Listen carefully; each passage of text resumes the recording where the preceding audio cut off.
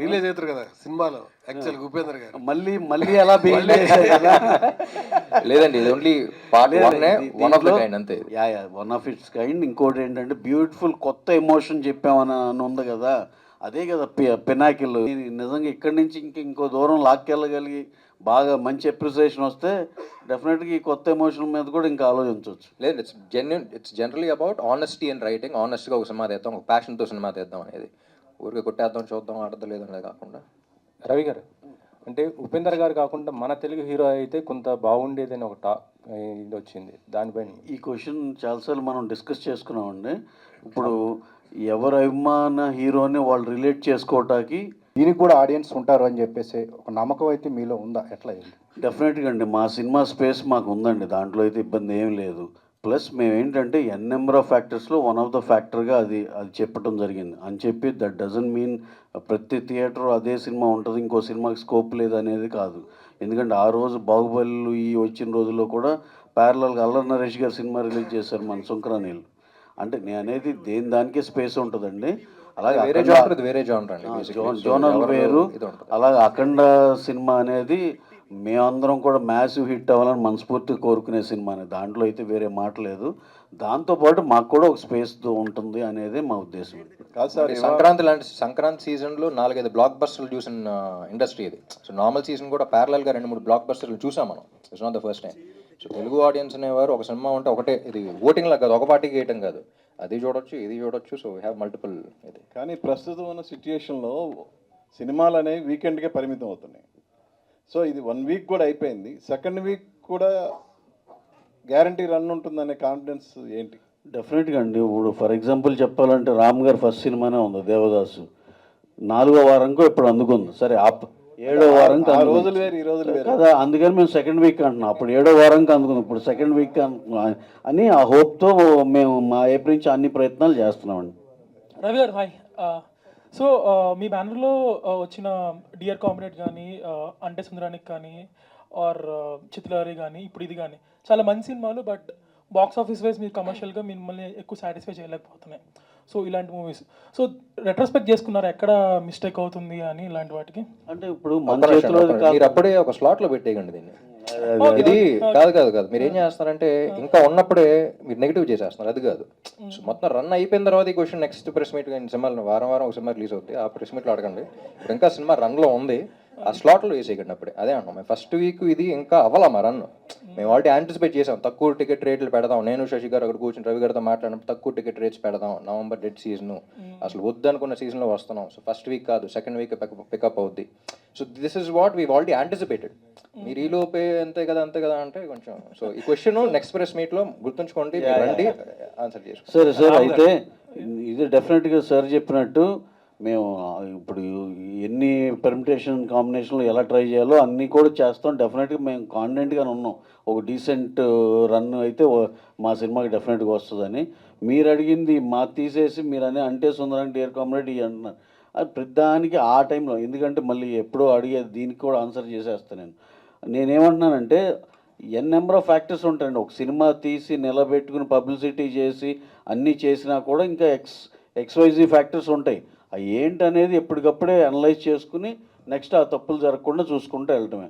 ఇది కాక మన చేతిలో లేని ఫ్యాక్టర్స్ కూడా ఉంటాయి, దానికి మనం ఎవరూ ఏం చేయలేము. దాన్ని ఎలా ఓవర్కమ్ చేసుకోవాలో మ్యాక్సిమం డ్యామేజ్ తగ్గించుకోవడం చూస్తాం. కానీ ప్రాపర్ ఆన్సర్ తర్వాత నెక్స్ట్ ప్రశ్న.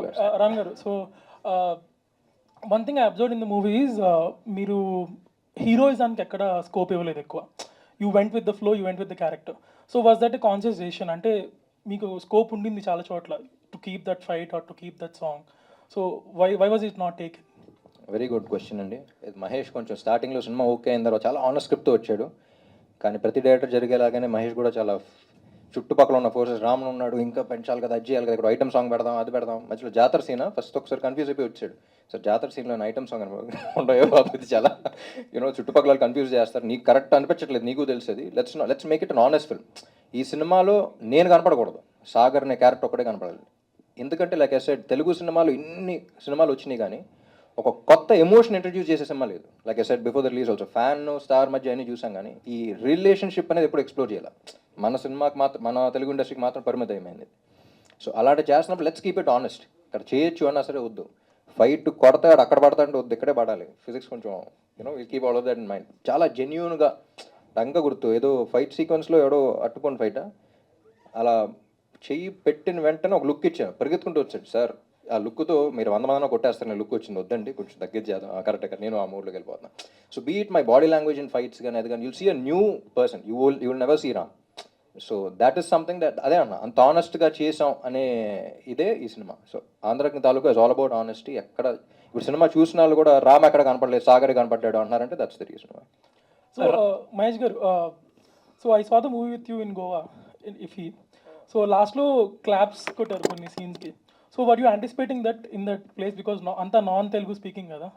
అదే బేసికలీ అందరూ అక్కడ చాలామంది హిందీ వాళ్ళు, మలయాళం వాళ్ళు, తమిళ వాళ్ళు ఉన్నారు. I don't know what they are understanding. Subtitles నేను చూస్తున్నాను. So I'm really amazed by the response అండి. లాస్ట్ 20 minutesలో ఐ థింక్ 3-4 times క్లాప్స్ కొట్టారు. So thank you for bring it out. తర్వాత షో అయిపోయిన తర్వాత ఒక ఇంగ్లీష్ లేడీ వచ్చి నాతో చెప్తుంది I was so moved by the film అని. అంటే నీకేం అర్థమైంది మన ఫ్యానిజం గురించి నీకేం తెలుసు అనుకున్నా. కానీ అగైన్ అదే అంటున్నా, ఫ్యాన్ స్టార్ అన్న అసలు ఇట్స్ నాట్ దానికి మాత్రమే పరిమితం అయింది కాదు. అసలు సినిమాలు ఎందుకు తీస్తాం మనం, వన్ ఆఫ్ ద రీజన్స్ అంటే to get inspired by films. ఇప్పుడు ఒక కాన్ఫిడెన్స్ వస్తుంది సినిమా చూసినప్పుడు, ఒక ఇన్స్పిరేషన్ వస్తుంది. అదే కదా సినిమా అంటే అని చెప్తూ అదే సినిమాతో ఒక మెసేజ్తో పాటు ఇచ్చాం. ఆ మెసేజ్ కూడా రుద్దకుండా మీరు చూస్తున్నప్పుడు that's what you take home అనమాట. So that's why call this a great film. Ram గారు హలో అండి. సో సినిమా చూస్తున్నంతసేపు నాకు మైండ్లో ఒకటి రన్ అవుతూ ఉంది ఏంటంటే చాలా లైకబుల్గా కనిపించారు ప్రతి ఫ్రేమ్లోని మీరు. అసలు ఈ జోనర్లో అసలు ఈ జోన్లో అసలు ఉన్న హీరోలు ఎవరు, అసలు ఎవరు చేస్తున్నారు ఇలాంటి సినిమాలు అనిపిస్తే లిటరల్లీ అసలు ఎవరు లేరు కాంపిటీషన్. కాకపోతే మీరు కూడా ఈ జోన్ని వదిలేసి మీరు ఒక last few films full mass commercial films వైపు వెళ్ళారు. అంటే ఆల్మోస్ట్ పెద్ద హీరోలు పాన్ ఇండియా అని చెప్పి రవి గారు ఉన్నారు కాబట్టి పక్కనే అందరినీ పాన్ ఇండియా వైపుకి తీసుకెళ్ళి చెడగొట్టేశారు మొత్తం హీరోలందరినీ. మీరు కూడా యాజ్ అన్ యాక్టర్ కన్ఫ్యూజ్డ్గా కాకుండా ఒక అంటే ఆడియన్స్ ఈ జోనర్కి ఈ సినిమా రిజల్ట్ ఎటు ఉన్నా సరే ఒక జోనర్కి ఫిక్స్డ్ వాల్యూ ఫిక్స్డ్ ఆడియన్స్ ఉన్నారు. దీన్ని వదిలేసి వేరే జోన్లోకి వెళ్తే మేబీ లాస్ట్ టైం మీరు కొంచెం ఇబ్బంది పడినట్టే పడతారేమో. అర్థం కాలేదండి క్వశ్చన్. అంటే అదే ఈ జోనర్ వదిలేసి మీరు ఈ టైప్ ఆఫ్ స్పేస్ వదిలేసి కాంపిటీషన్ లేని స్పేస్ని కంప్లీట్ మాస్ కమర్షియల్ సినిమాల మీద వెళ్తే అలాగే ఇబ్బంది పడతారేమో. లేదండి ఇప్పుడు అమెరికా వెళ్ళా, అక్కడ వెళ్ళిన ప్రతి స్క్రీన్లో 2 సినిమాల పేర్లు బాగా గట్టిగా వినపడినాయి. ఆ గెస్ట్ చేయండి ఏంటో, టేక్ వైల్ గెస్. అంటే రెడీ చేశాను, దేవదాస్ చేశాను, సినిమాలా ఏదండి నా సినిమా మీ సినిమాలా? Smart Shankar must Jagadam and Ismart Shankar. నేను షాక్ అయ్యాను, ఇన్నేళ్ల తర్వాత ఇంకా గుర్తుపెట్టుకుంటున్నారంటే. అంటే రెడీ నాతో నా ప్లస్ పాయింట్ మైనస్ పాయింట్ రెండు ఏంటంటే they accepted me in all the genres. Devdas కానీ, జగడం కానీ, రెడీ కానీ, కంద్రీక కానీ, ఇస్మార్ట్ లైక్ ఇప్పుడు నేను శైలజాకి ఇస్మార్ట్ శంకర్కి మీరు ఎక్స్పెక్ట్ చేయగలుగుతారా? సో అన్ని జానర్స్లో యాక్సెప్ట్ చేశారు. మన తెలుగు ఆడియన్స్ ఏంటంటే ఏ జానర్ అయినా అన్నింటిలో యాక్సెప్టెన్స్ ఉన్నప్పుడు దానికి కరెక్ట్ సినిమా ఇస్తే వాళ్ళు ఖచ్చితంగా చూస్తారు. సో అది వదిలేసి ఇదే జానర్లో చేస్తానని కాదు. అంటే మీరు జగడం చేసే టైంకు ఇస్మార్ట్ శంకర్ చేసేటప్పుడు మీరే మిక్స్ చేసేవారు జానర్స్. క్లాస్ సినిమాలు తీసేవారు, మాస్ సినిమాలు తీసేవారు, కమర్షియల్ సినిమాలు తీసేవారు. ఇన్ఫాక్ట్ ప్రతి హీరో అలా మిక్సప్ చేసేవారు సినిమాలు. బట్ ఇప్పుడు చూస్తే ప్రతి హీరో ఇప్పుడు పాన్ ఇండియా సినిమాలు అని చెప్పి కొంచెం ఎక్కువ హై వోల్టేజ్ యాక్షన్ సినిమాలకి వెళ్తున్నారు. ప్రాబబ్లీ మీరు ఇప్పుడు ఆ జోన్ మీకు ఎక్స్క్లూజివ్గా ఉంటుందేమో ఆలోచించుకోండి ఒకసారి. లేదండి అదే అంటున్నా, నా ప్రతి హీరో సంగతి తెలియదు. Every hero has his own strategy, every hero has their own thing. కానీ పాన్ ఇండియా నేను చెడగొట్టలేదు. నాకు తెలిసి ఏంటంటే తెలుగు సినిమా ఇప్పుడు నేను బాలీవుడ్ వెళ్ళినప్పుడు కొంతమంది మీట్ అవుతున్నప్పుడు తెలుగు వాళ్ళు అంటే ఒక రకంగా చూస్తున్నారు. అమ్మా ఏంటో మన ఎంత జీవిలాగా జో క్యాస్ట్ వీళ్ళు చూసావు ఎలా చేస్తున్నారు. That is the respect that weave gained India wide. Pan India అని మనం కొంచెం అప్పుడప్పుడు అనుకోవచ్చాము, కానీ మన రీచ్ అంత ఉంది. వాళ్ళు రాజమౌళి గారు ఆల్మోస్ట్ హాలీవుడ్ రేంజ్లోకి వెళ్ళగలేరంటే that is the reason why ఇలాంటి ప్రొడ్యూసర్స్ ఉండి పుష్ చేయడం వల్లే వచ్చింది అది.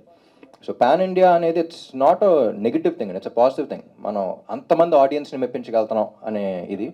లేదండి, ఐ డోంట్ మీన్ ఇట్. అంటే పాడు చేయడం అంటే ఇన్ ద సెన్స్ ఒక హై కమర్షియల్ బాగా ఎక్కువ కమర్షియల్ వాల్యూ ఉన్న సినిమాలే ఎక్కువ ట్రై చేస్తున్నారు. ఇదివరకు you use to mix it up. అందరు హీరోలు చాలా relatable young boy next door క్యారెక్టర్లు కూడా ఎక్కువ మంది చేసేవారు. ఇప్పుడు తగ్గించేసి ఎక్కువ ఆ జోన్, ఇప్పుడు ఆంధ్రాకి తాలూకు అదే కదండి, అదే అందుకనే ఆ జోన్ ఎక్కువ ఎక్స్ప్లోర్ చేయాలని. లేదండి అది చేస్తాను ఇది చేస్తాను, ఐ బ్లెండ్ బోత్. బట్ మనటిదాకా ఏంటంటే కొంచెం కంటెంట్ తక్కువ ఉన్న కమర్షియల్ సినిమాలు చేసాం. బట్ ఇప్పుడు ఇక్కడ నుంచి కంటెంట్ ఉన్న కమర్షియల్ సినిమాలు చేస్తా. అండ్ కమర్షియల్ సినిమాలు అయితే ఖచ్చితంగా చేస్తాను. But the ones that we respect, like if you see any super star in any industry, వాళ్ళు అక్కడ ఉన్నారంటే that's only reason being commercial cinema చిన్న చూపు కాదు. కమర్షియల్ సినిమా అంటే it has a lot of factors. ఎక్కువ మంది ఎక్కువ రకంగా ఎక్సైట్ అయ్యి ఇన్స్పైర్ అయ్యి, ఇప్పుడు it can be the smallest of thing. ఒక హీరో అనేవాడు ఒక పెద్ద మినిస్టర్తో ఎదురెళ్ళాడు అంటే సినిమాలో, అది చూసి ఇన్స్పైర్ అయినాడు. ఆ ఏరియాలో అంటే ఒక తప్పు చేస్తున్నప్పుడు ఎదిరించాలి అనే కాన్ఫిడెన్స్ కూడా వస్తూ ఉంటుంది. మేబీ ఆ ఏరియాలో ఉన్న ఎమ్మెల్యేతో he might go and he might stand up for what is right. So you don't know how people get inspired in different ways. Commercial films, if Rajinikanth సినిమాలు చూస్తే everything is inspirational. భాషా కానీ, నరసమ్మ కానీ, whatever it is. Chiranjeevi గారు చేసిన సినిమాలు, బాలకృష్ణ గారు చేసిన సినిమాలు, they're all very inspiring even though they're commercial. So I don't look down upon commercial cinema. They're very ఆ మీటర్ పట్టుకోవడం చాలా కష్టం, కానీ ఒక్కసారి పట్టుకుంటే దాని మీటర్ దానిదే ఉంటుంది. ఆల్ ది బెస్ట్ అండి. Thank you. రవి గారు, సార్ మీరు అండ్ హీరో గారు కూడా రిపీటెడ్గా స్పీచ్లో తప్పనిసరి పరిస్థితుల్లో రిలీజ్ చేయాల్సి వచ్చింది, వేరే వేరే ఫ్యాక్టర్స్ అన్నట్టు ఇండైరెక్ట్గా చెప్పారు. ఏంటండి అంటే సినిమా ఇప్పుడు బిగ్గెస్ట్ ప్రొడక్షన్ హౌస్ మీరు అలాగే ఇండియాలో. మీరు అడిగిన క్వశ్చన్ అర్థమైంది. కాకపోతే వాళ్ళు మాకు 3 to 5 డేట్స్ ఇచ్చారు. మేము లాస్ట్ డేట్ దాకా మాది కొంచెం అనుకోకుండా సృజనాత్మకత దాంతో కొంచెం లేట్ అయ్యి లాస్ట్ డేట్ దాకా వెళ్ళిందండి. అందుకు తప్పనిసరి అనేది. వాళ్ళు ఒక్క డేట్ ఇచ్చి ఎక్కడ రిలీజ్ చేయాలంటారండి. Keep deadline. మాదేంటి పుష్ ఆల్మోస్ట్ డెడ్ లైన్ దాకా వచ్చేసి నాకు 3 నుంచి 5 డేట్లు ఇచ్చారండి. అది స్టార్టింగ్ ఫ్రమ్ జూన్, జూలై అక్కడి నుంచి మాకు ఇంకొంచెం టైం పట్టింది యాక్చువల్గా. దానివల్ల లాస్ట్ డేట్ పిక్ చేసుకోవటం వల్ల ఇక నవంబర్కి సృజనాత్మక ప్రాబ్లమ్స్ అనమాట. అంటే అలా అంటే అది దాంట్లో ఏం నెగిటివ్ ఏం కాదు. నిజంగా దాని రిజల్ట్ కూడా దాని అవుట్కమ్ కూడా అంత బాగా వచ్చింది యాక్చువల్గా. రవి గారు సార్ ఇక్కడ సార్ రవి గారు, it's a universal subject and very honest attempt made it in a commercial way. Fan hero అనేది it's a universal subject and ఇప్పుడు జనరల్లీ ఇట్స్ ఏ యూనివర్సల్ సబ్జెక్ట్ని వేరే లాంగ్వేజెస్లోకి రిలీజ్ చేసే స్కోప్ ఉంది కాబట్టి, సో రీసెంట్గా ఏమైనా మలయాళం కానీ ఏమైనా తమిళ్ కానీ ఏమైనా మూవీస్ అక్కడ హిట్ అయ్యి కంటెంట్ పరంగా బాగుంటే they are going releasing in the other languages. So మీరు అలా ఏమైనా ప్లాన్ చేస్తున్నారా ఈ movie since it's universal subject కాబట్టి? అవును, గుడ్ క్వశ్చన్ అండి. మేము ఆల్రెడీ కన్నడలో అయితే చేసామండి. నెక్స్ట్ ఎలాగో అన్ని డబ్ చేసి రెడీగా ఉన్నాయండి. యూజువల్గా ఏంటంటే ఓటీటీకి ఇచ్చేప్పుడు ఆ 5 language it will generally be, but for this film, like Vivek said, we created unique themes for everywhere, and that stop there in between and telling random things, and that's how that scene happened, and we're very happy, especially people are writing for that moment where Upendra sir meets Ram sir in the theater, and when the whole theme plays out, and very happy, very very happy for the BGM response that you guys have written so amazing things about. Thank you. Director Mahesh. So in your post-release interviews, మీరు mention చేశారు that there was technical glitches for the graphics and things అని చెప్పేసి. So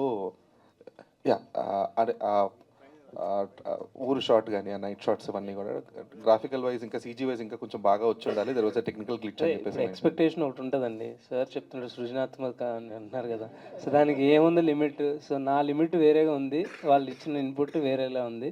so I was disappointed but people didn't point out it. I'm happy about it. Ram sir, just want to ask like especially climax scene చూస్తుంటే everyone lived in their own feeling, like really ఒక dream ఒక హీరోని కలవడం అనేది. Everyone have their own favourite hero, but especially doing that part మీరు ఏదైనా అంటే ఎవరిని ఎస్యూమ్ చేసుకుని యాజ్ మీరు చాలామంది ఫ్యాన్స్ని కలుస్తూ ఉంటారు, every one will show huge love towards you. So ఎవరైనా ఫ్యాన్లో మీరు ఫీల్ అయ్యి యాక్ట్ చేయడం జరిగిందా that last particular climax sequence? ఎవరైనా గుర్తొచ్చారా మీకు అని? నేను ఆ లుక్ చాలాసార్లు చూశానండి. చాలా చెప్తా ఉంటాయి మోస్ట్ టచింగ్ ఫ్యాన్ మూమెంట్స్. అంత చేస్తారు, కలవటానికి అంత కష్టపడతారు, వస్తారు చేస్తారు, కానీ కలిసినది ఏం మాట్లాడారు, అలా చూస్తూ ఉంటారు. You know have seen that look and that look question me a lot. ఏంటి ఏదో ఇలా చూస్తున్నారు, ఏంటి అసలు నేనేం చేశాను, అసలు ఏం లేదు, దేనికో కనెక్ట్ అవుతున్నారు, యూనో ఐ మై డిజర్వింగ్ అని ఎప్పుడు వస్తూ ఉండే థాట్. సో అందుకని that's the reason why I did this film also. And ఒక్కసారి కథలోకి అప్పటికే సాగర్ క్యారెక్టర్లోకి డీప్గా వెళ్ళిపోయాను. మహేష్ క్లైమాక్స్ చెప్పి యూనో ఇప్పుడు చెప్పకూడదు ఇంకా, బట్ అలా చూస్తున్నప్పుడు I went in to that zone. And Upendra గారు కూడా he said something very beautiful. ఆ ఫస్ట్ షాట్ చేసిన తర్వాత ఆయన గూస్ బంప్స్ వచ్చినాయి అన్నారు. And at the same time పక్కన శివాజీ కాదు కదా ఈయన ఫ్యాన్ క్యారెక్టర్ శివారెడ్డి గారు ఐ స్టిల్ రిమెంబర్ అలా వచ్చి అలా నుంచుని అలా అలా చూస్తునేసరికి కట్ చెప్పిన తర్వాత హీ స్టార్టెడ్ హ్యావింగ్ టీయర్స్. ఆయన అసలు ఆడకూడదు, ఆ కళ్ళం నీళ్ళు వచ్చేసి పక్క అమ్మ విడిచేస్తున్నాను చేసి పక్క వెళ్ళిపోయారు. You know, so it was such a genuine thing. అందరూ అంత జెన్యున్గా ఫీల్ అయ్యి, అండ్ ఈ సినిమాకి ఏంటంటే అసలు జూనియర్ ఆర్టిస్టులు కూడా రామాయణ సీన్కి కానీ దీనికి కానీ వాళ్ళే వచ్చేసి జెన్యున్గా వచ్చి చెప్పడం. And it's a very honest film, and climax especially this film was written for the climax to convey that message. So thank you. Bhagyashree garu, here. You got double lucky in November, like Kanta, then Andhra King Taluka. I don't know, you seen USA response, like claps for the few scenes, like there is an emotional scene in Andhra King Taluka near climax. So you got cheers here as well. So I think you have to experience Telugu states love also. I think. And we were planning theatre visits, and I was actually missing Hyderabad. Chala I was missing Hyderabad. I was telling Ram Garu, Ravi Garu, we have to go back, we have to promote, we have to do theatre visits because they want us, you know, they want to see us, they want to give us all the love that they're feeling, they want to tell us it's a beautiful story. So waiting, Repu, I think we'll start. Ram గారు, yeah last question ఇక్కడండి, straight here. Yes అండి, hi. Hi అండి, first of all congratulations. Movie చాలా నచ్చింది. Thank you. Movie చూసే ముందు fans అందరినీ నేను తిట్టుకునేదాన్ని, ఏంటి ఫ్యానిజం అని చెప్పి. బట్ మూవీ చూసిన తర్వాత నా థాట్ ప్రాసెస్ అనేది మారింది. సో మూవీలో చాలా సీన్స్ ఉన్నాయి, గూస్ బంప్స్ వచ్చే సీన్స్. బట్ ఏ సీన్ చేస్తున్నప్పుడు మీరు యాజ్ అ సాగర్గా యూ ఫీల్ లైక్ ఇంత ఉంటుందా, ఒక స్టార్కి ఇంత ఫ్యానిజం ఉంటుందా అని మీకు గూస్ బంప్స్ వచ్చిన సిచ్యువేషన్ ఏంటి?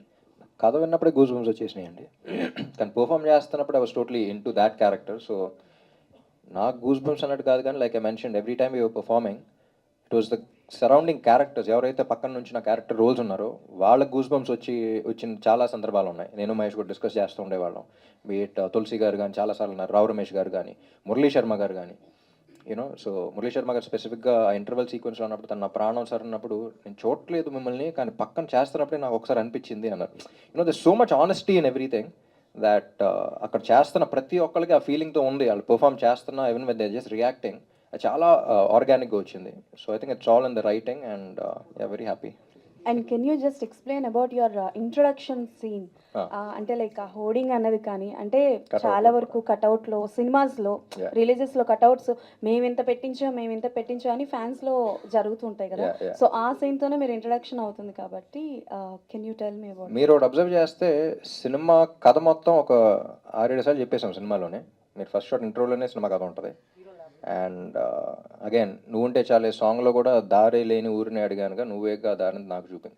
సో టెక్నికల్గా ఇంకొక అర్థం చూస్తే సెకండ్ హాఫ్లో ఊరు మారటానికి కారణం కూడా తనే. You know, lot of Easter eggs like that.